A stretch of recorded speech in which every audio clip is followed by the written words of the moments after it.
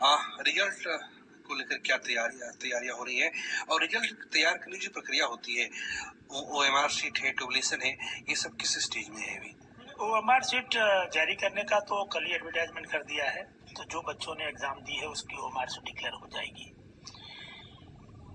ये पूरी प्रक्रिया मतलब OMR डिक्लेयर करने के बाद लोगों से आंसर की इश्यू करनी, आंसर की के बाद ऑब्जेक्शन मंगाने, ऑब्जेक्शन के बाद अंतिम रूप से आंसर की बता दी और उसके बाद रिजल्ट तैयार करना।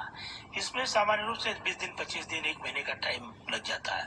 इस बार कैंडिडेट भी काफी थे, 6 लाख के करीब कैंडिडेट थे, जिसमें से करीब 5-1 लाख ने अप्लाई किया है। तो वैसी स्थिति में आगामी 1-8 महीने में ये प्रक्रिया पूरी हो सकती है, लेकिन इसमें रिजर्वेशन जो पॉलिसी है उसके संबंध में राज्य सरकार का अंतिम निर्णय जो होगा उसके हिसाब से रिजल्ट बनाने में आसानी होगी। सर, अभ्यर्थी कह रहे हैं कि 1 सीट 1 रिजल्ट, मल्टीपल रिजल्ट की मांग नहीं कर रहे हैं। आप कुछ कहना चाहेंगे? 1 to 5 है, 6 to 8 है, 9 to 10 है, 11 12 है। अब जो अभ्यर्थी है उनका कहना है कि अगर कोई बंदा 1 से 5 की परीक्षा दी है तो ऐसी व्यवस्था बनाया जाए कि वो एक ही बंदे का सिलेक्शन चारों कैटेगरी में ना हो, 1 से 5 में ना हो, 6 से 8 में ना हो। क्या ऐसी कोई व्यवस्था है क्या? ऐसे इसके बारे में हम लोगों ने इसके बारे में कभी नहीं किया है। जो एग्जाम दिए हैं वो सबका रिजल्ट डिक्लेयर होगा और उसके बाद वो किस एग्जाम में या कहाँ जाना चाहते हैं वो उनका अपना निर्णय है। अगर कोई मल्टीपल रिजल्ट आएगा, मल्टीपल रिजल्ट आएगा। सर, एक सवाल ये है कि जब मार्च में परीक्षा आयोजित हुई थी तो दर्जनों की संख्या में हजारीबाग से अभ्यर्थी पकड़े गए थे। उन्होंने जो अभ्यर्थी है वो जानना चाहते हैं कि उन्होंने दोबारा परीक्षा दी है, उनके खिलाफ आर्थिक अपराध इकाई की जांच हो रही थी, इस मामले में क्या कहना है?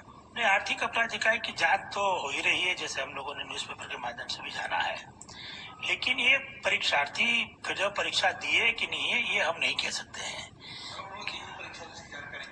नहीं, वही नहीं है, हमारे पास उसकी जानकारी नहीं है। इसलिए जानकारी नहीं है कि हमने ये जो कैंडिडेट है उस कैंडिडेट को अभी उन पर आरोप है, कोई आरोप प्रमाणित होने के बाद ही हम उसको डिबार कर सकते हैं।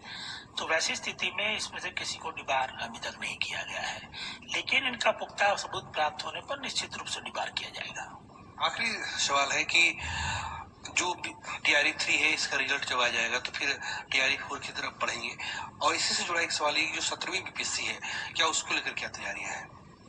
दोनों चीजें इस बात पर निर्भर करेगी कि विभाग से वैकेंसी प्राप्त होती है कि नहीं। वैकेंसी प्राप्त होने पर दोनों की एडवर्टाइजमेंट आयोग कर पाएगा और जो निर्धारित प्रक्रिया है उसके हिसाब से और कैलेंडर के हिसाब से दोनों एग्जाम हो सकती है।